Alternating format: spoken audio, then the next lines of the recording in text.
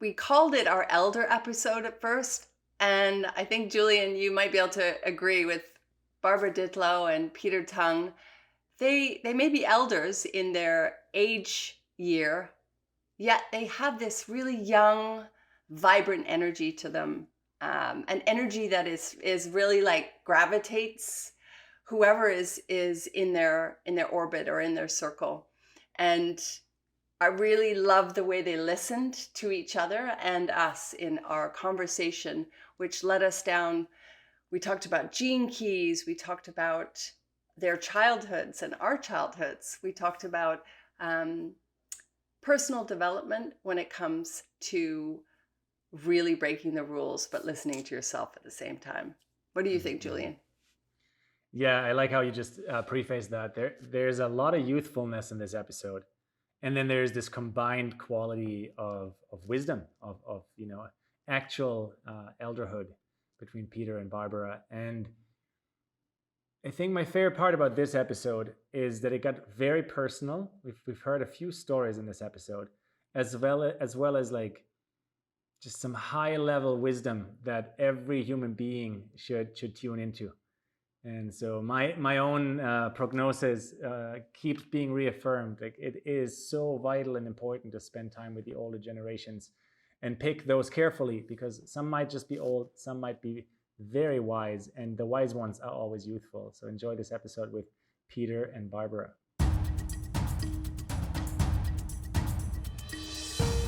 We are breaking the rules of business as usual.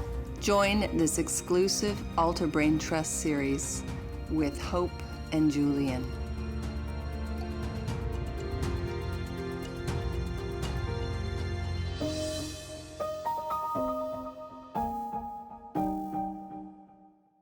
I have been so excited to meet you, Peter, Barbara. When I meet new people, I always like to imagine them when they were little.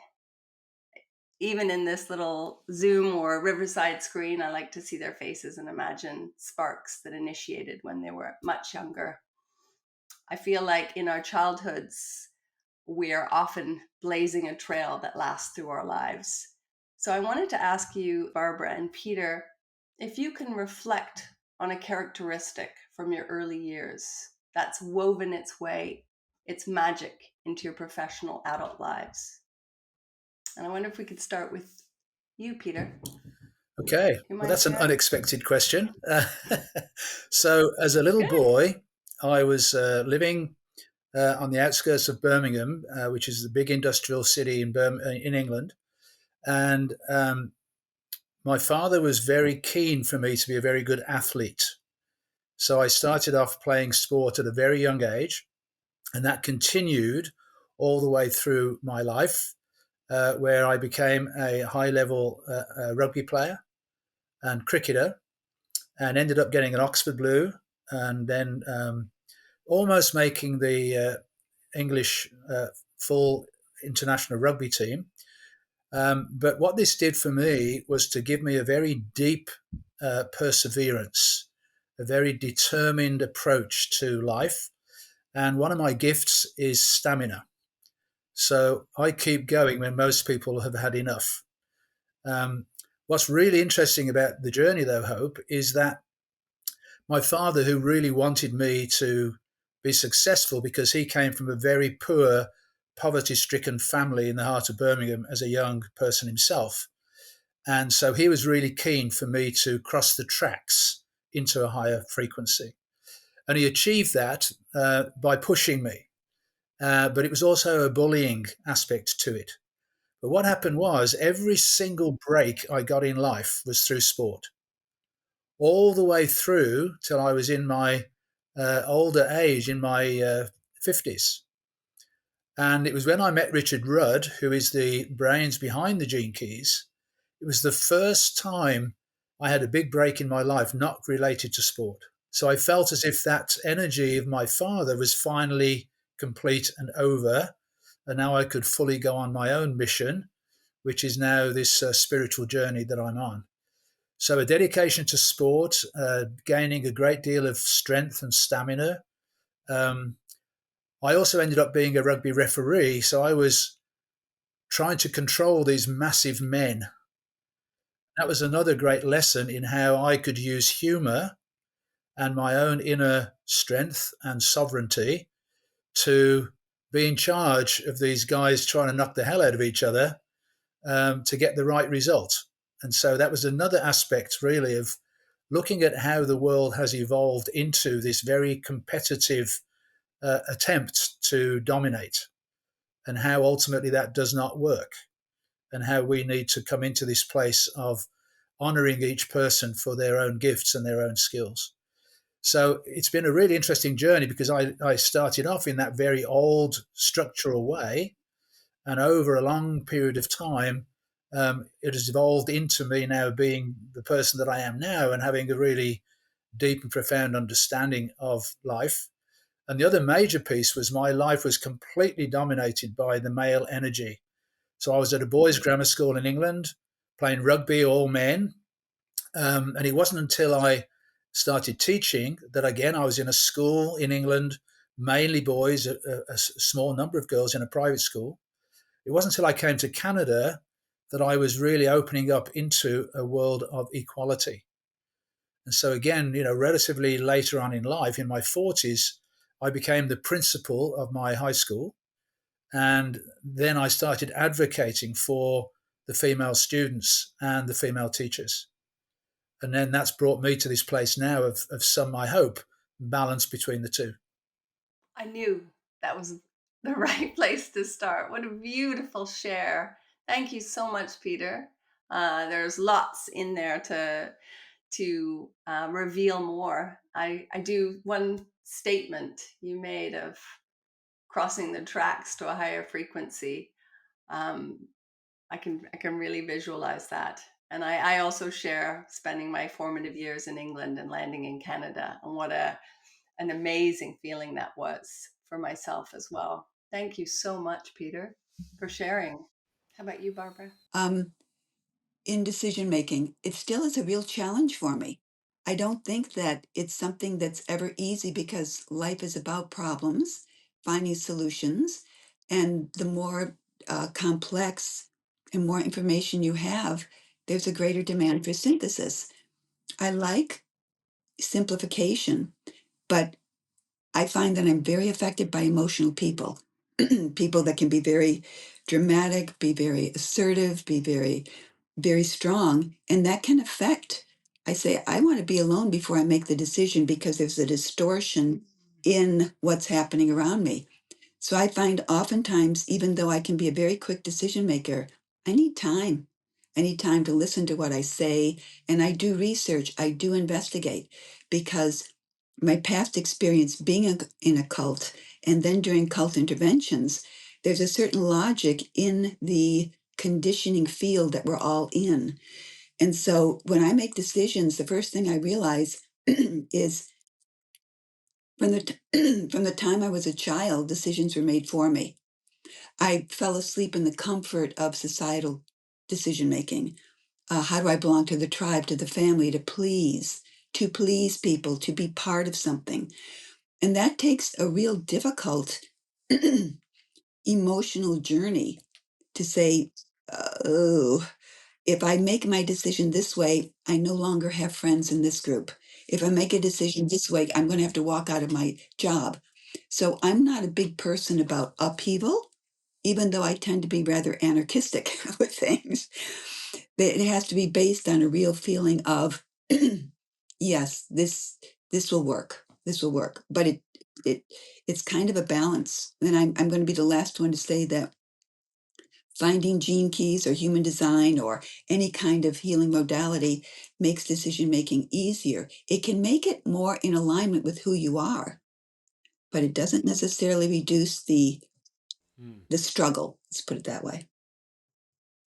Right. And you said it, the part of that struggle is part of the journey of life, right? Is I think the delusion is that once we reach certain levels of success, of clarity, of enlightenment, then everything is happy all the time, every day. And that's a delusion, right? That's The reality is that life is a complex happening. It's an experience, Mhm. and we can't reduce it to less than the experience of every moment. and living it is actually the joy we're invited to. You said another thing though, Barbara, that I wanted to point at, because we talked in previous episodes about, this moment when we become aware of our awareness, or socially we become aware that we're self-conscious in a group of people that is conscious about our self-consciousness. Now you said a second thing to that kind of equation, which is the understanding that in a group, if it's my family, if it's my loved ones, if it's a social group, if it's a cult, and I want to hear more about that too, but we have this innate desire to belong. And as long as our belonging is sourced through other people, and our belonging is not sourced as an internal experience, that experience of, am I doing the right thing to continue to receive the acknowledgement, the gold star from the outside? As long as we're still sourcing reality or perceiving reality through that filter, I think we can't actually achieve, self-realization, true success, freedom along all the vertices of how we could explain freedom to be. Because it needs this self-sovereign kind of ripening or maturing of realizing, well, I don't actually care if people agree with this. This is the right thing to do for me here right now. It's an integrity with who I am, right? And maybe we can dive a level deeper here, because I see, Peter, your head is bobbing, and Barbara, you're here with me too. Like, how does that process, how has that happened in your life where you realized, I have to really just insist on taking that space to make my decision. I have to insist on stepping out of the cult, because I'm seeing and realizing this belonging sourced from the outside, it's never going to lead to true freedom. How have you two experienced that? Well, I can just chip in first and then Barbara can, because why I was smiling, Julian, is because once you let go of all those concerns about what anybody else thinks, and that includes everybody in your life, and what's been happening over the last couple of years is most of the old friends have been dissolving away if they are not on that consciousness path. And we've got to allow that to take place.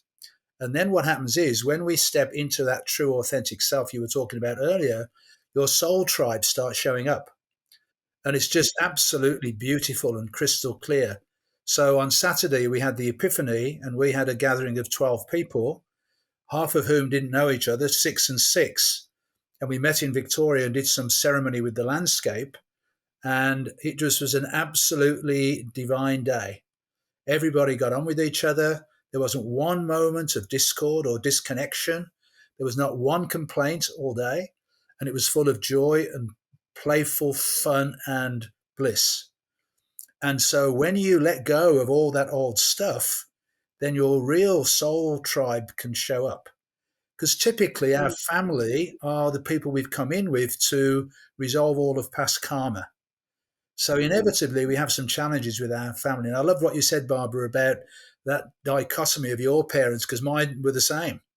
And so, you embrace it all. It's all part of who we are.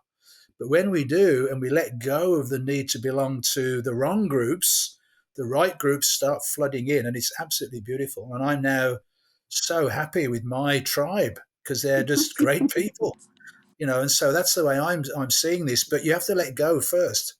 You've got to let go of the old world so we can embrace the new. Over to you, Barbara. Yeah, beautiful. I agree with everything that you said. I would say that part of the conditioning we have from childhood is always to look for the savior. Someone's going to save us. There's a savior, and we do not have the power within ourselves. And so we get the comfort of the group looking for the savior. So all of us together can look for the savior, and it's a particular savior, whether it's political, religious, socioeconomic, whatever. They're going to save us. But it always means implicitly that we are going to have to surrender our power and our perspective. We might see something's off, but oh no, the Savior says it's okay. So we're going to do this.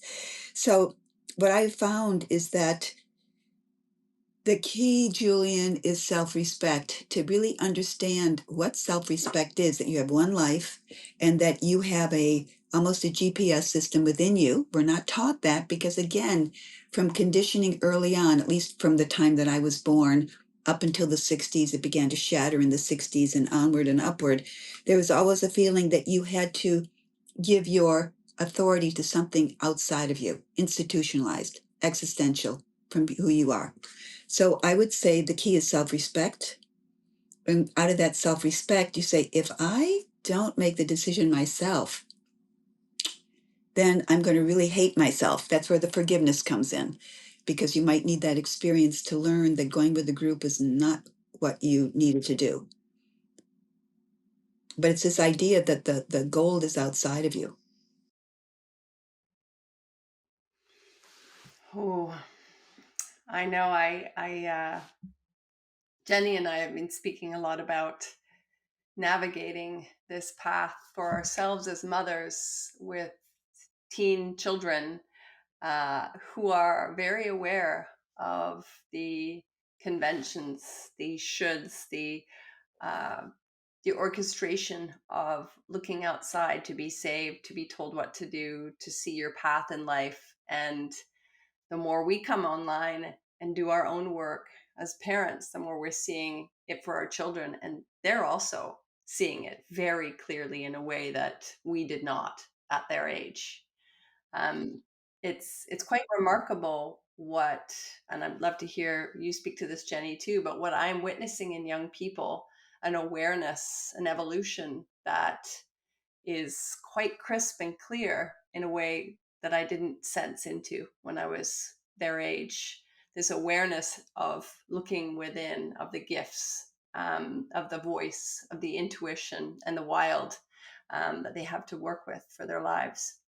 Yeah, as you can tell, I do like to go back to the origins, the initial where things begin, or we can't even see our this one life as where things begin. But I wonder if, Peter, in your work with younger people, if you have been able to um, just shine a light on a path for young people to begin to listen to their own inner guidance. Has that been part of your work, or are you working mainly with adults now? Well, mainly with adults now, but I'm glad you asked me the question, because one of the things you mentioned in the initial email was about mentoring.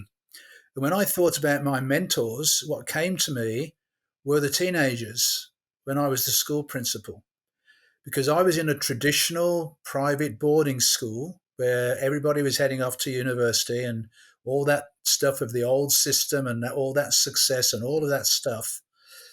And here we are in this well established university prep school.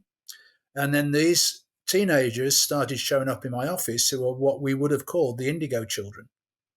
And they were coming to tell me why the system didn't work for them. And these were really advanced young souls who had awareness beyond our normal situation. So typical would be having a lucid dream, and that would actually happen in the future, that precognitive type dream. There was one young man who could actually see what was causing people's pain in their body. And he saw it as like a metallic chain, and he'd do this funny thing and unravel it. They didn't know, but he would set them free. And probably the most evolved student I had full blown synesthesia, which is this gift to expand the senses so they cross over each other. So one morning she came skipping into my office. She was in grade 11 at the time. And she said, "Sir, this morning I heard the flowers open." And I'm now still connected with her. She's still a mentor to me now. She's now married with 4 children, but she still has that incredible gift. And this is what changed my life, because I was the principal in one of these high level schools in the traditional system. And I threw it all in. And I left because I thought I was going to be opening schools for these children. And that never manifested. And I got taken on a completely alternative journey. But that was the turning point in my life, without any question, that took me out of that old patriarchal system and into the work that I do now. So I don't do much work with children now, but they were definitely the catalysts for my journey onto my true spiritual calling. I was always on a spiritual path, but that took me into that deeper level, and it becoming the main focus in my life. Oh, I always revere when people talk about intergenerational learning. I feel like in so much of our culture, or at least I'll refer to much of the Western culture, we don't have as much exchange through the generations. Julian and I met through this intergenerational sync up. A man in his late 70s who was weaving younger people with older people, and just this beautiful connection point of stories and wisdom. I wonder if you have any poignant moments of intergenerational transfer exchange, Barbara, for you in your Could I life. just chip in first and then Barbara take over? So, Yeah, because I had this please. beautiful Gene Key session recently with a grandmother who wanted a Gene Key session for her 1 month old granddaughter.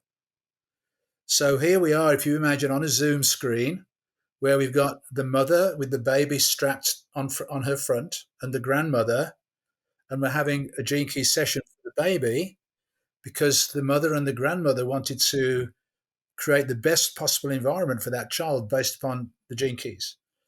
And then within the Gene Keys, you've got this core wound that runs through intergenerationally.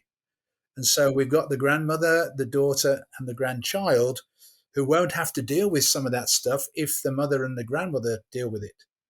So it was just it was amazingly beautiful session. I was standing there thinking, an hour spent on Gene Keys for a 1 month old baby, how's that going to work? And it was absolutely magnificent. Very important to have this lineage clearing out as much of the old toxic energies as we can so the children don't have to do it. Oh, I wish more people did that. Thank you for sharing. I have a visual in my mind. Thank you. Barbara, do you offer readings for intergenerational members of families, or is there a story or poignant moment that you want to bring to the fore? I work with all ages because of my age. Because I think that society closes down and thinks youthful vitality is all there is. But life is very long if you're fortunate enough. And I was fortunate enough that I knew my great grandmother, and she was young enough to see Abraham Lincoln's funeral cortege going through, Buffalo, New York. I knew her. I knew her energy. Then my grandmother, and then all the way to my granddaughter. So I've spanned 5 to 6 generations, even though it was late motherhood, and all of my grandparents were well educated as women, which was unusual. They were all college educated back in the 1800s. So what I see is that if people go to therapists, I prefer, and they don't want to do the gene keys or they don't want to do human design or astrology, that they do the family systems analysis, because we don't stand alone. The family is the fulcrum. It's the beginning. And there are things, as Peter said, they're passed down genetically. We take from our grandparents. And so when I'm doing readings, astrological, if I see a Mars squared Neptune, which means there's a potential for addiction, that's coming from the grandparents, potentially being activated within the grandchild. But I will go right back and ask, okay, did you know your grandparents? Did you know your mother or father? And you can see the sins of the fathers visited upon the third and fourth generation. Some people say 20 generations. But what I did notice is in 1961, that's when things started to change, because that was the last of the 400-year cycle, and Gate 61 was activated, inner truth. And so all the new age was programmed to come out with all these secrets. And another thing, I think intergenerational is very important to go back and even look at Ra, the date of the birth, because that's an algorithm. That's a pattern. That's an electromagnetic energy that goes out into the world. He was born April 9th, 1948. His ultimate purpose was to be a mentor to Richard, but also to bring in information that could radically uplift humanity, those people ready for it. So it was about personal empowerment. Interestingly enough, in the binary, on August 7th, the World Health Organization was formed, 1948. That's all about totalitarian rules, stripping away individual rights with the falsehood of, oh, we're going to manage your health. So I think any practitioner would be wise to suggest looking at parents' charts or have family generations together. Because again, from my upbringing, you've got to forgive your parents through understanding and compassion, or otherwise you're going to repeat that pattern. You will repeat that pattern And you can deny it, but other people will say, whoa, that's like your grandmother. I'm feeling very fortunate to have my parents close by and digging into our family stories and history. And my father's quite a writer, and I am adopting that, I notice, in helping to make sense writing. I wonder if the two of you, and also Julian, if you find any practices in your daily rhythms that help you make sense and bring you to the fore of your life day to day. It's what practices do you adhere to, or you love into in your lives? Julian, I know you Everyone have at lots. once. Yeah. You have Well, lots. I've talked about this in another episode. I think practice number one for me is not to be too rigid with my practices. You know, there's Yes. at least personally. I mean, I like, Barbara. I had a reading with you, Yeah. and you told me I like routines, and I do like routines, but I also like to change my routines. Yes. You know, there's a few favorites I go to. They're almost always contemplation and breath related, right? Just Mm-hmm. creating that alone space, breathing a little bit deeper. There's different initiations I received from different teachers about activating the heart center and really bringing life to that heart center and kind of greeting the day from that heart center, and from there moving into the day. I actually personally really like to write gratitude lists. I call them like very deliberate, stacked, deliberate moments of stacked focus. That's what I would call them.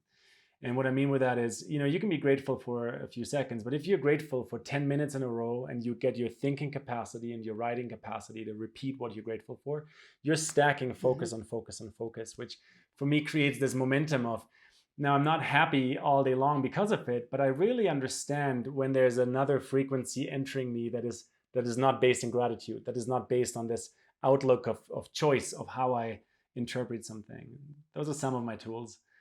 Really, though, one of the number one things is just spending time in nature, slowing down everything, or turning off my phone, or right now I'm in Mexico City as we're recording many of these episodes, and it's a fantastic city, but I need to go and be with a tree, or at least see the sunshine kind of filter through the foliage to realize, like, I'm a living, breathing organism. I'm not plastic or concrete. And that's very important to me. Well, I would totally agree with that comment from Julian. So nature, again, for me is really important. I'm 6 blocks away from the ocean. And so I go down and have a walk along the ocean most days. And I have a few key points on the landscape that I connect with, the higher points in the land. And just imagine this space that I'm living in as my sanctuary, my container that holds me in my solid groundedness. So just looking at those key locations, an island off the shore, a hill which is called a mountain, but it isn't, and just finding these interconnected pieces just bring me that lovely level of comfort.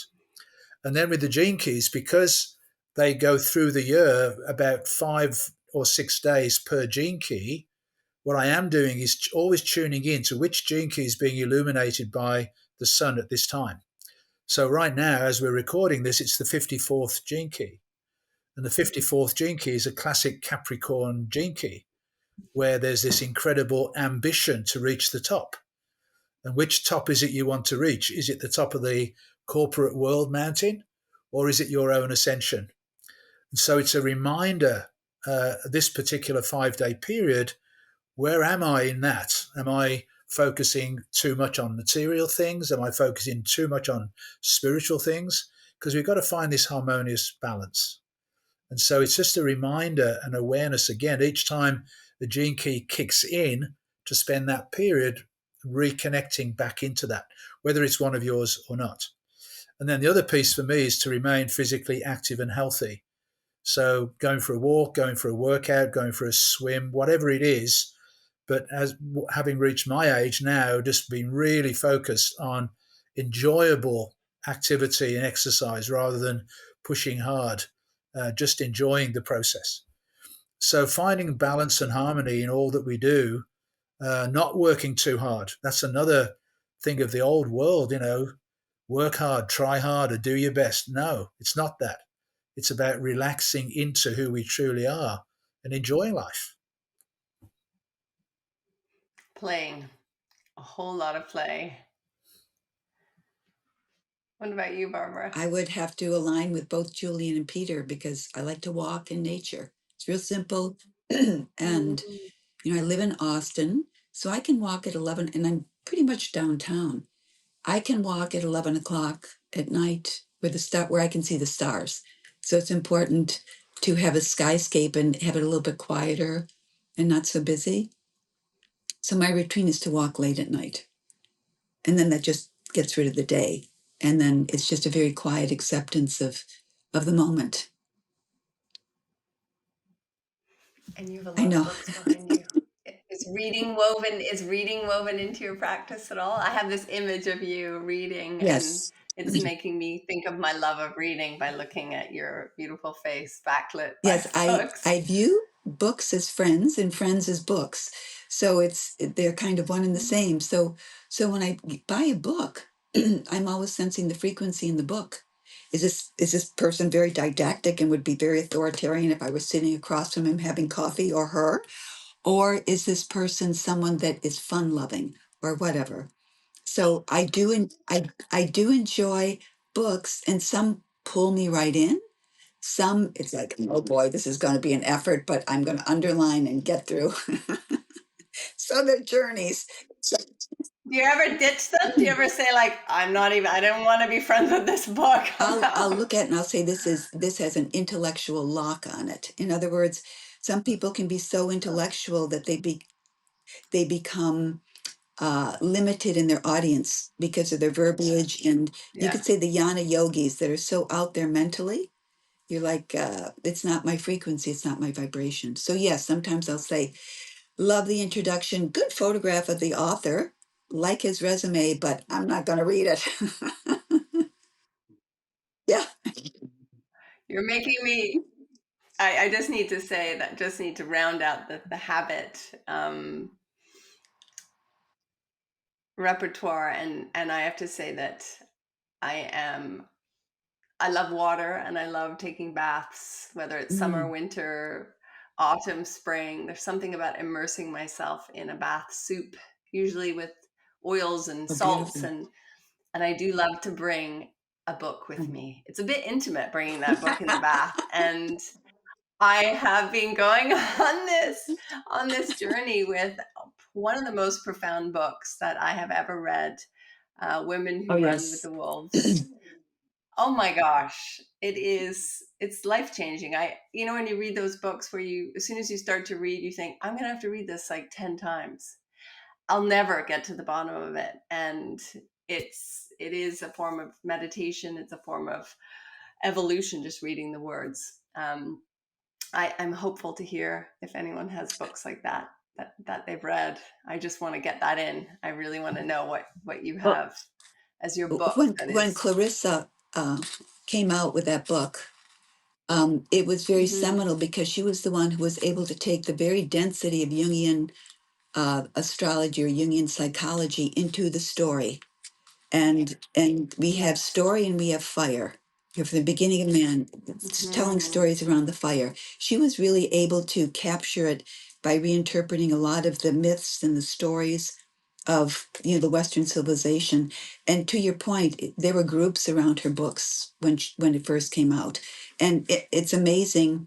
It's classic in the timeless relevance to a woman of any age. Yeah. Hmm.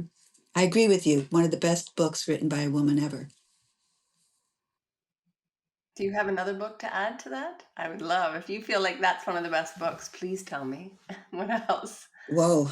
I have to think about that. I think that Eat, Love, and Okay. Pray was a great book for its time, when women Mm, were opening up to having primal experiences that took them outside the kitchen, and moving that way. And she is an incredible writer. And then she also wrote a book, The yeah. Signature in All Things. And the first page, Yeah. just read the first page. It's a birth sequence, and it's so beautiful. Um, And Big Magic. I like yes, that one too. really, really profound writer. Peter, what about the books you're reading? I'm going to be controversial here. I've stopped Do reading it. books. Mm-hmm.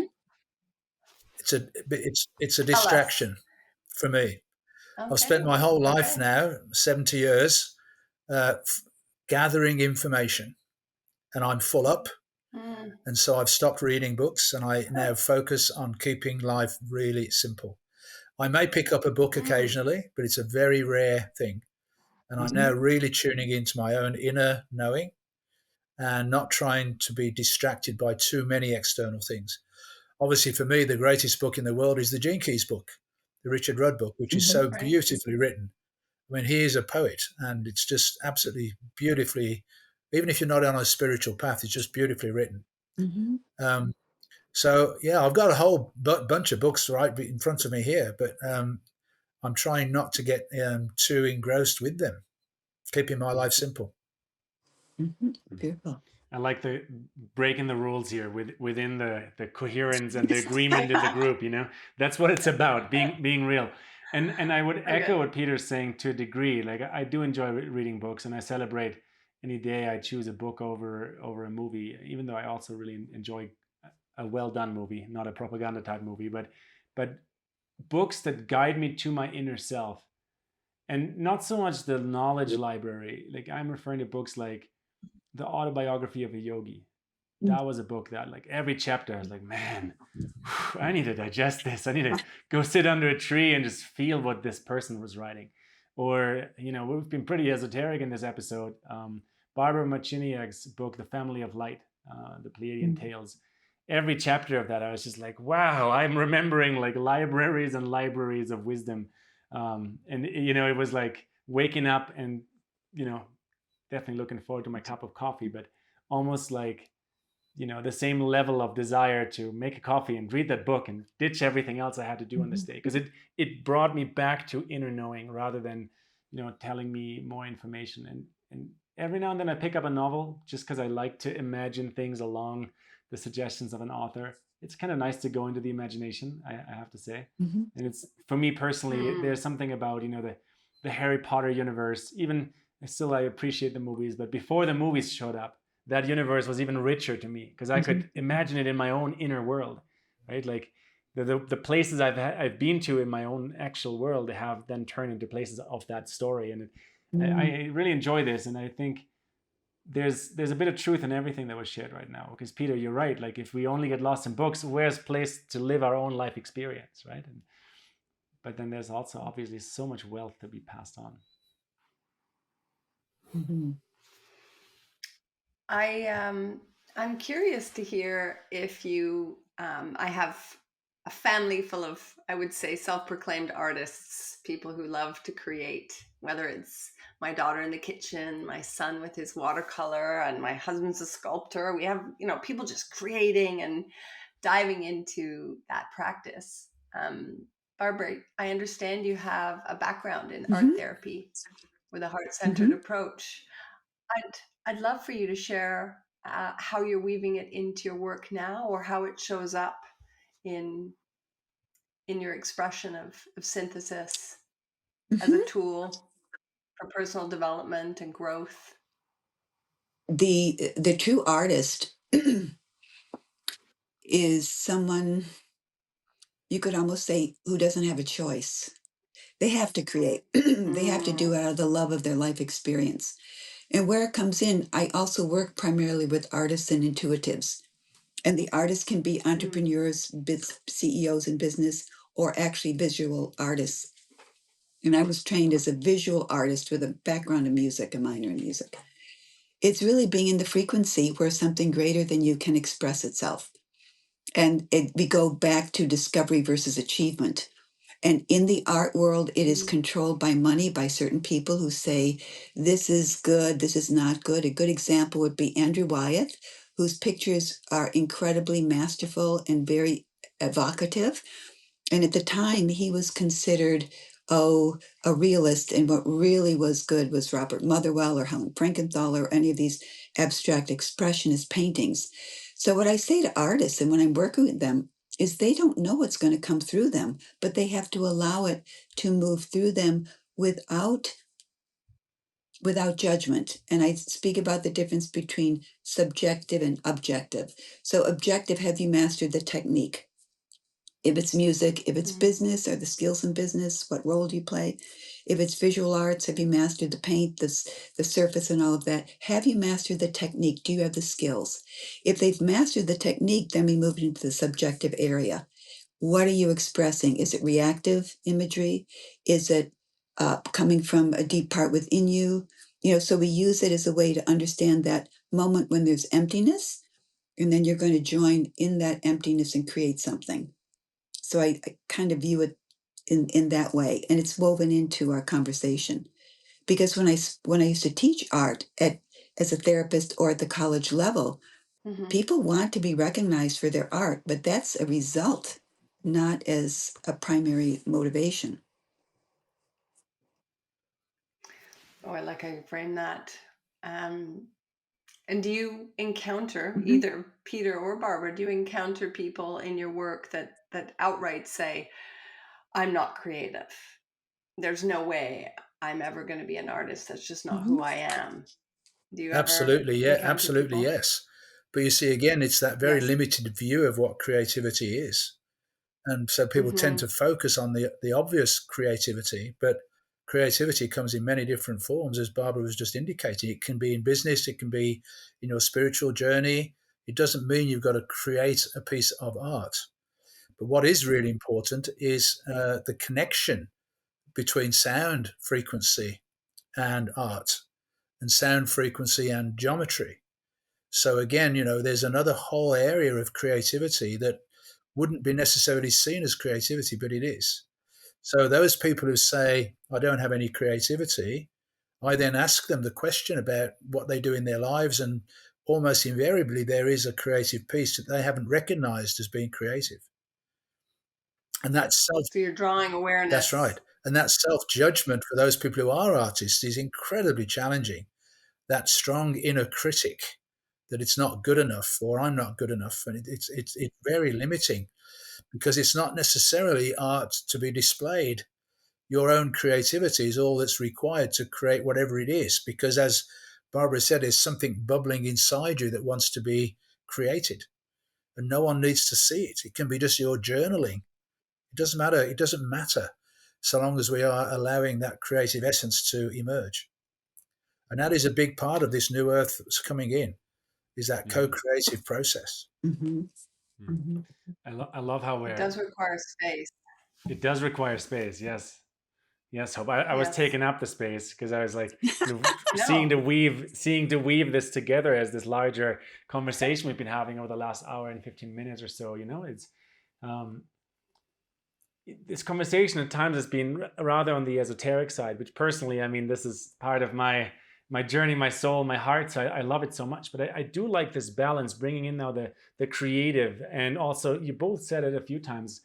Business can be part of this, right? And having a successful journey in business, and business that supports a more beautiful world. Let's make this really clear here. But that is very much part of a creative expression for some people, right? But it doesn't have to be for everyone. I'm curious how you two see, with your life experience, with the modalities you teach, this balance, and how to attain this right balance between our mental, emotional, physical, spiritual, between our creative expression, our business, money, time, freedom, relationships. Like, how do you see crafting this balance is something that ultimately everyone has a birthright to? How would you, what advice would you give, I guess, is my question. Well, it's creating space for all of those aspects of who we truly are, right? So it's not going full on into the material world. It's not going full on into the spiritual world. It's the integration of the two. And whatever it is that our physical body requires to feel loved and appreciated, very important part of it. Too often the body gets neglected. And so again, making sure we look after our inner temple, very, very important. At the same time, we do have to have practical needs met. and then focusing on that higher calling that we all have within us to connect us to that higher perspective. But it's interesting that we're doing this today because we are in this 54th gene key, which is the gene key of the trap of the ambition to climb the mountain of material success. So it's a very self-centered climbing up the mountain. It's the mountain goat going up the mountain, getting a promotion, moving to a new company, connecting to all the right people. We're seeing that happening in the world totally. They get to the top of the mountain, and then Now what? Yeah. they either realize I've climbed the wrong mountain, or sadly they start becoming decrepit.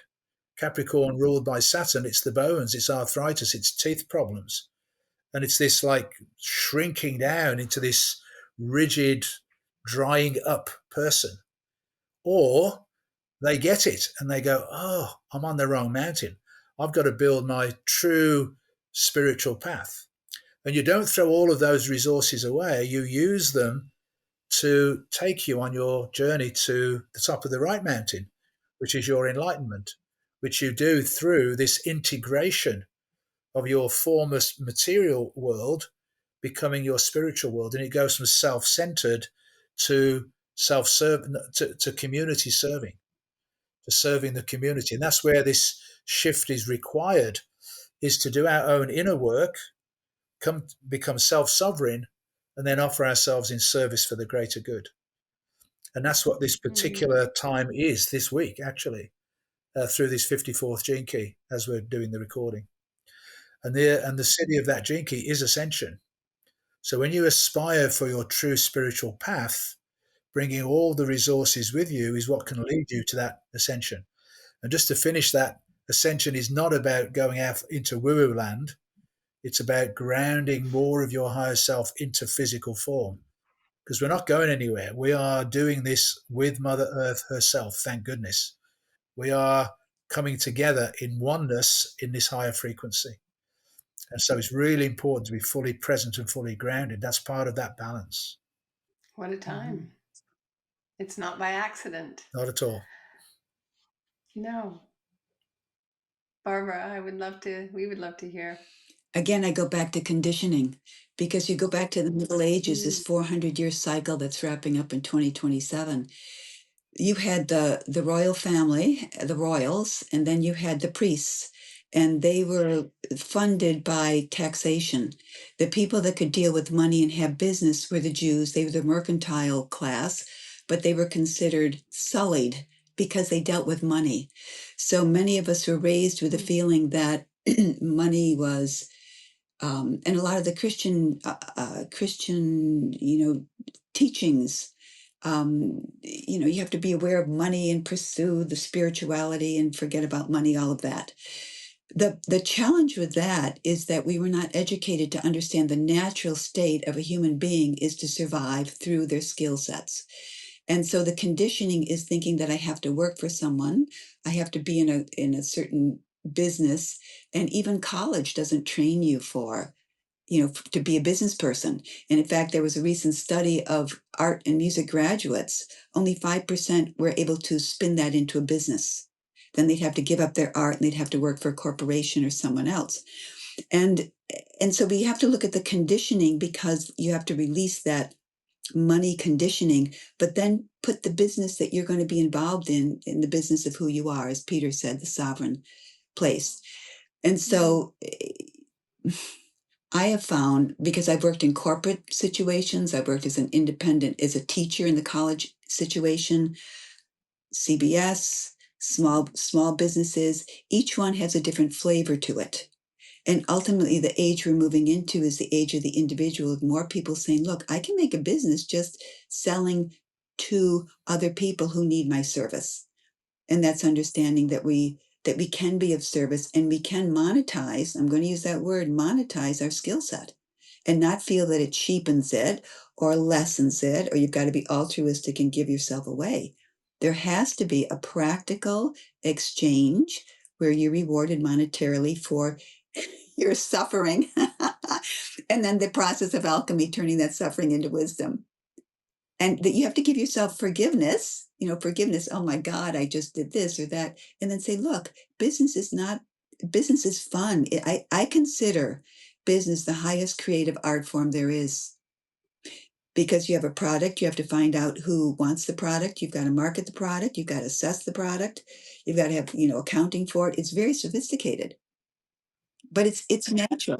And there definitely needs to be a lot of failure Exactly. tolerance, those Exactly. muscles of to show up as yourself, as an individual, resting or exploring your gifts and sharing that as value to others. There does Mhm. need to be a bravery, a failure Mhm. tolerance, and to come back to what Peter was saying also is not only retain your individuality but also support the collective. And I'm often really interested in how we retain our essence and show up as ourselves, authentically ourselves, and we also are part of loving the collective, not necessarily conditioned by it. There is an awareness, but how we can connect with larger groups and stay ourselves. So I'm wondering for all three of you, as part of communities, as part of groups and tribes, how you connect to the collective in really harmonious ways, in ways that are enriching your lives.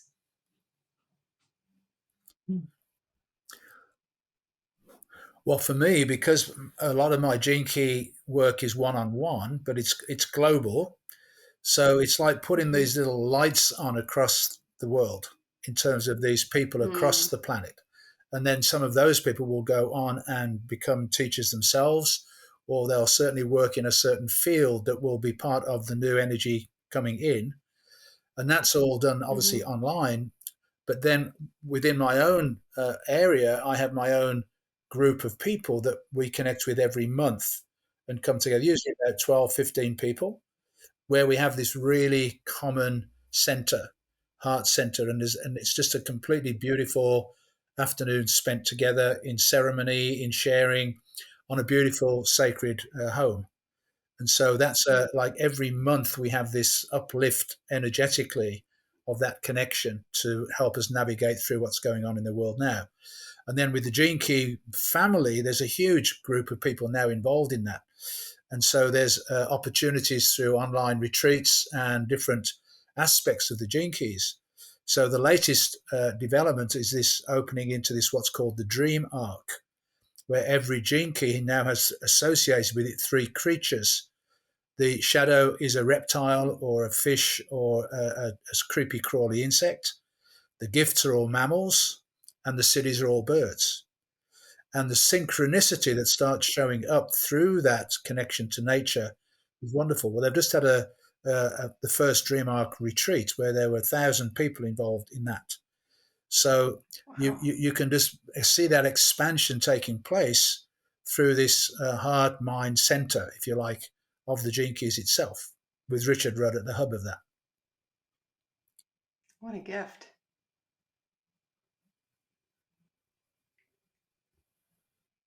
Barbara, do you have a collective or a container or a group vessel that you um, hop on sometimes with your unique spirit? I'll teach classes, but I'm very Yeah. private. And I Okay. would say because of my age, and again, back to Julian, one of the things that we were talking about in business, we all go through cycles. And the Mm-hmm. dominant spirit of 28 to 40 is that self-discovery, a lot of energy for trial and error to get out there and learn as much as you can. And then 40 to 50, just begin to move into self-identification, and then you flower in your life. And I would say that my work is very intensive one-on-one, and Mm-hmm. working with teams within a business. I'll go into businesses, and Okay. usually there's a real problem within a business. And so I'll work with that to help them have greater clarity on the dynamics that are within the business structure and how to improve it. So it's collective through teaching, but also through working with small businesses to help them align all the participants. I'm fascinated by that. I wonder if you have a story? You don't have to name any names, but do you have any sort of recent experiences of going into a smallish business, working with a group and seeing some transformation occur as a result of your work? It's there's one that's in process, and I would say that there were about 6 people involved, and I looked at all the charts and I said the main problem is with these 2 people, and there were two. It was absolutely accurate. So we're working with the way that the problem can be resolved and there's a greater flowering in the business, or they're going to have to just dissolve the business. I mean, it's that heightened, and there's a lot of money and there's millions of dollars involved. And my feeling is that because of my experience being in many businesses, um, you realize that you cannot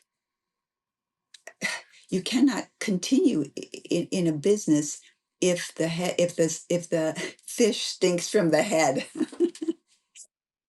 I was Oh, that's a great I was able saying. to work with Dr. Edward Deming, who was when I was at NYU. There was a statistics class that I was taking, and one thing he emphasized is if the top of the business is not good, business will suffer. And you can put patches Yeah. on it, but you've got to be very aware. There's nothing. You have to just be very aware, and I'm very direct. And I'll say, look, you either solve this or you dissolve the business. Otherwise, you're going to lose money, and you all lose face. Lose respect. You you must have to build an incredible amount of trust. I mean, I'm sure you do as well, Peter, in the work that Mhm. you're doing. Like, I'm curious to hear how, or maybe you wouldn't even use that word, but how you would build that bond of trust to move through these difficult conversations and very difficult decisions within a company or within a group. Well, funnily enough, Julian and I have an example because working with a company, a small company, Julian Okay. invited me to do a Gene Key session with the 2 owners, and then later on asked me Mm-hmm. to do a session with the main people within the team doing a Gene Key session. Mm-hmm. And then I'm sure Julian then had to follow up with that group of people now that they'd all seen their profile. So do you want to take up the ball there? You know who I'm talking about, Julian? Yeah, of course. No, I think with this particular group, it was just so helpful to see the lens of the gene keys, and equally could bring in the human design to understand the dynamics within the team. And what usually clicks when I work with entrepreneurs and bring these more esoteric modalities in is that it's just so spot on. There's no hiding, right? And the trust building happens by being Yeah. brutally honest. Like, look, I'm looking at your chart and this is what's up.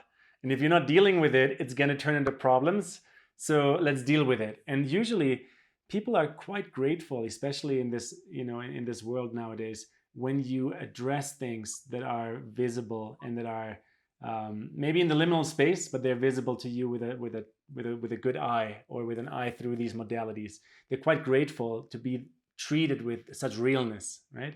And that realness then allows to actually transform. And so, yeah, I mean, Peter, in that example that you're mentioning, it started a massive process of transformation that a few months later actually allows for like a completely new setup of staff around those leaders. Well, I mean, meanwhile, the core people stayed in, but like everyone else in the company, kind of anyone who wasn't aligned had to leave, and anyone who was aligned now was kind of aligned according to this grid work we kind of set together, right? And so it's a big service to businesses to come in with these modalities that understand the psychology of each individual.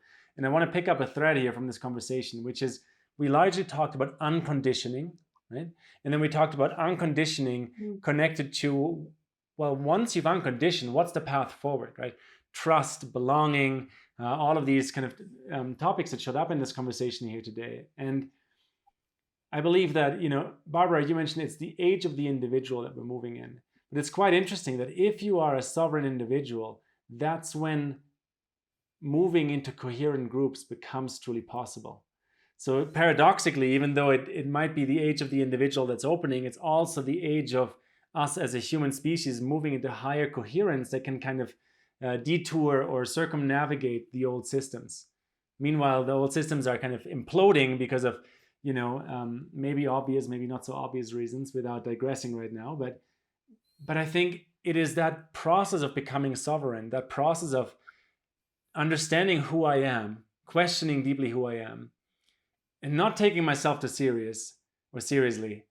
And then in that process, finding, you mentioned it earlier, the two of you, that the soul family, but also the coherent kind of players, or the opposite players to expand my own skill set, right? Because alone I can only go so far. But in a group of people that has also done this kind of work, or who is continuously doing this kind of work, I think even the saying "the sky's the limit" might be wrong. There might be no limit at all.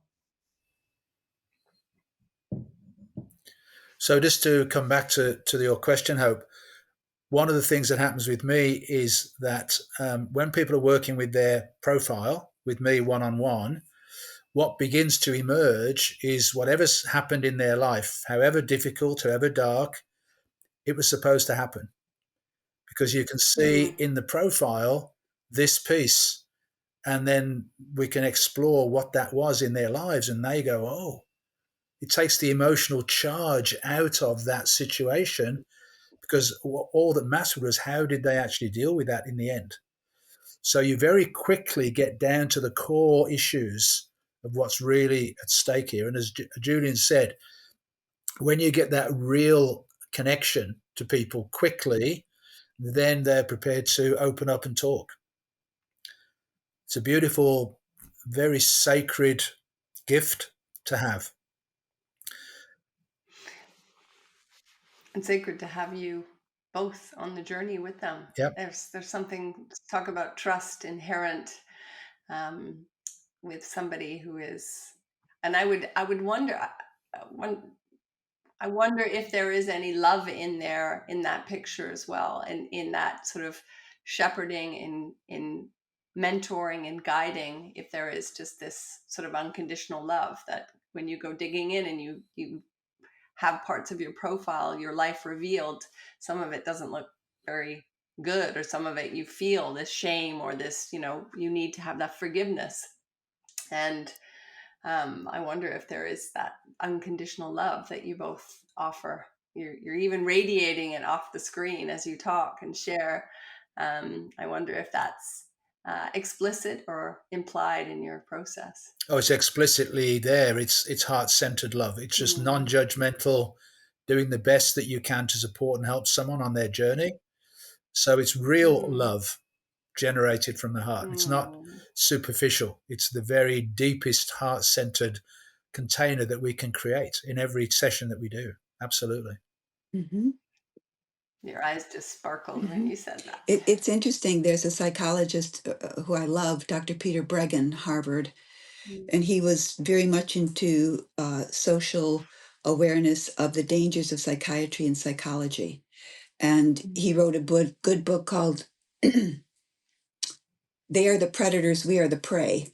And that's his most recent book. But the beauty of his teachings is that he's been in this field of monitoring and modulating people's behavior through drugs. And he's 89 now, and he came out and he said the only thing that heals is love. It's the only thing. Forget the drugs, forget everything else. The only thing that heals is love. And that's very controversial in psychiatric circles because it takes away the big pharma, you could say, profit. But it was something that was very profound because it was just something that reawakened the foundation, I know, of human design. And since Peter was a student of Ra's, fundamental of human design is self-love and enlightened selfishness. So everything proceeds from accepting who you are with a loving hand. And if you're going to be a teacher or a guide, that empathic nature has to be foundational to your work.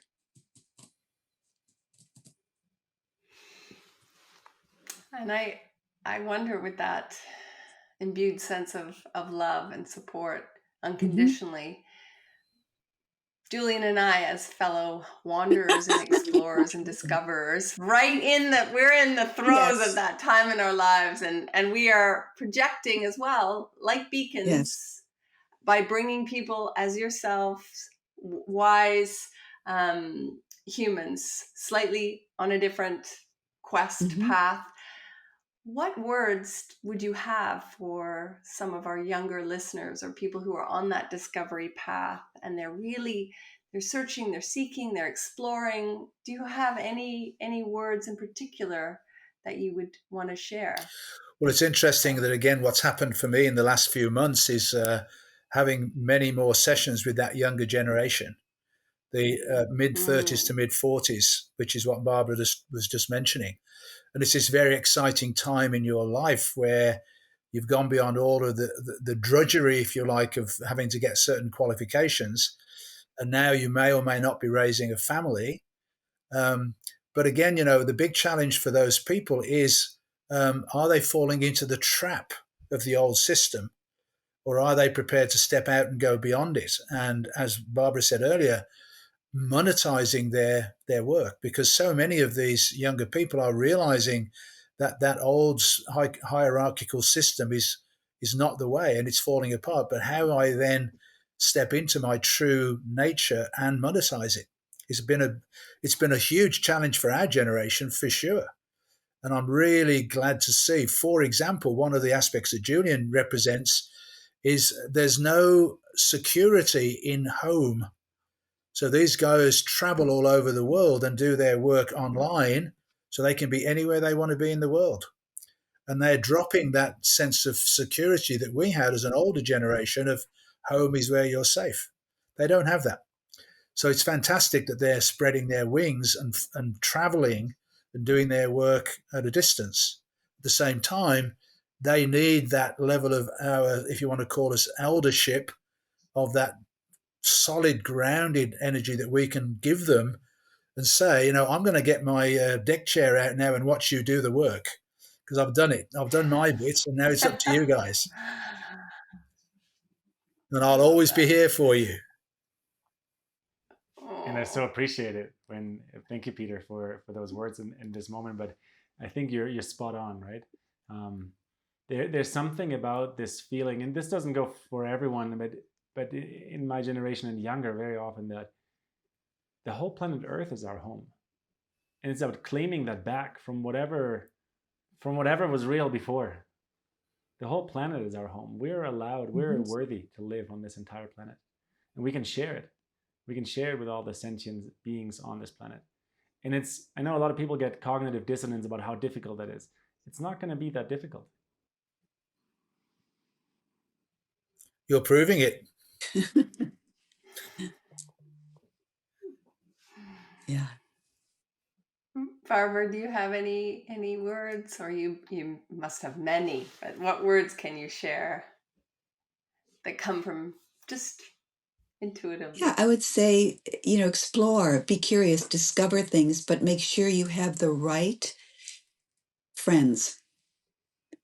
In other words, we're Mm. moving in from a time that was tribal and collective. The tribal was the primary foundation of the world structure. And then from the tribal became the collective. That's all shifting. It's becoming the individual within the collective. And so the Mm. collective oftentimes can be friends that are not part of your tribe, but they're people throughout the world that you've met and you respect and you can collaborate with in certain ways and then leave. So I would say two things: love yourself and respect yourself, and know that the people that you are around can determine the outcome of your adventure.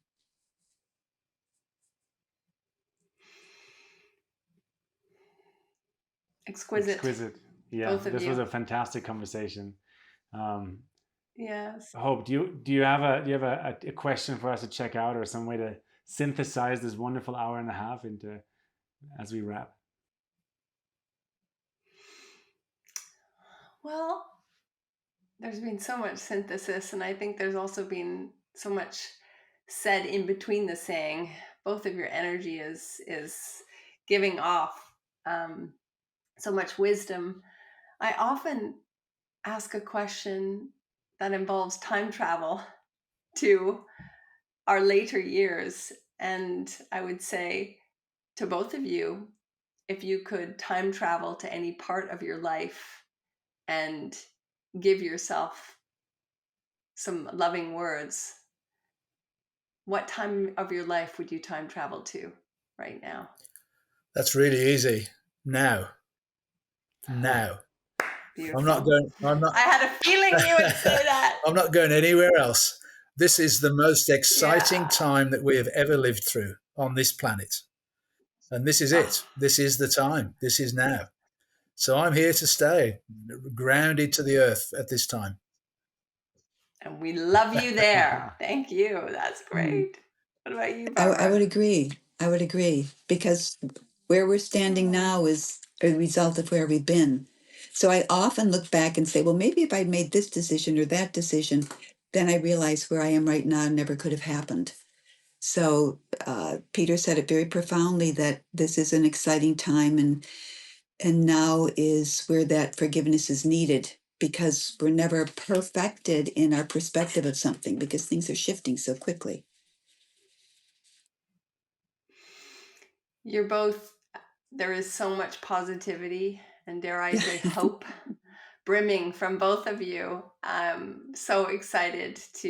We are so excited to share you with more people, and just so grateful for your time and presence, for your wholehearted presence. Your wholehearted presence, your extraordinary wisdom and insights to how to break the rules and be ourselves in this world, and to contribute as ourselves from our heart. Thank you, Peter. Thank you, Barbara. Thank you. Oh, it's been an absolute pleasure with you. Thank you Yeah, for the opportunity. Thank you.